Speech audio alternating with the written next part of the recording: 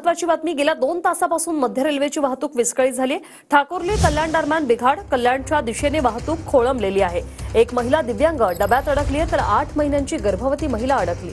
Light आणि पंखेही बंद आहेत। रेल्वे प्रशासनाकडून विद्युत पुरवठा सुरळीत करण्याचं काम सुरू आहे।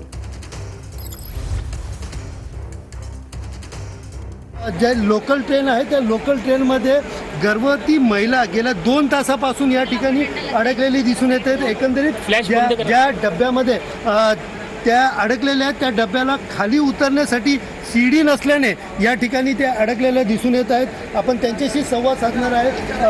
काही चाललेल्या आणि किती तासापासून तुम्ही अडकले?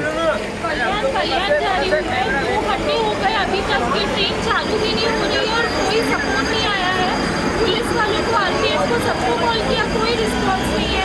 मेन तो हल्टीकेट में डब्बे में लोगों ने सीढ़ी नहीं रखी है। ये कैसा हेल्थ डिपार्टमेंट का कैसा रेलवे है?